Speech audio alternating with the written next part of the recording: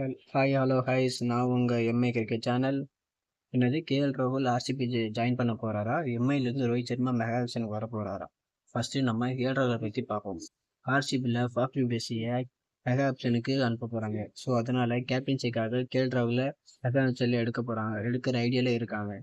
Mi டீமை பற்றி இப்போ பார்ப்போம். எம்ஐ டீமில் கேப்டன்சி இஷ்யூ போயிட்டு இருக்குது.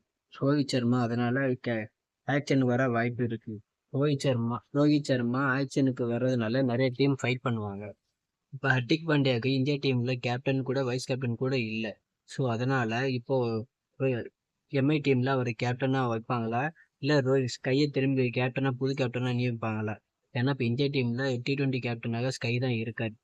இதை பற்றி நீங்கள் என்ன நினைக்கிறீங்கிறத கமெண்டில் சொல்லுங்கள். இந்த எல்லா நியூஸும் அன்அஃபிஷியல் நியூஸ் மட்டும்தான். எந்த நியூஸும் கன்ஃபார்ம் பண்ணல. எந்த பிளேயரும் எடுக்கிறனாலும் மெகா ஆக்ஷனில் மட்டும்தான் எடுக்க முடியும். ஏன்னா இந்த வருஷம் மெகா ஆக்ஷன் இருக்கிறதுனால ட்ரேடு முறையில் எந்த பிளேயருமே எடுக்க முடியாது. ஸோ அதனால் நீங்கள் இதை பற்றி என்ன நினைக்கிறீங்க?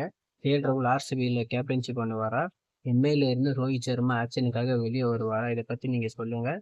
இந்த வீடியோ பிடிச்சிருந்தா லைக் பண்ணுங்கள், சப்ஸ்கிரைப் பண்ணுங்கள், மறக்காமல் உங்கள் ஃப்ரெண்ட்ஸ்க்கு ஷேர் பண்ணுங்கள். பாய், தேங்க்யூ.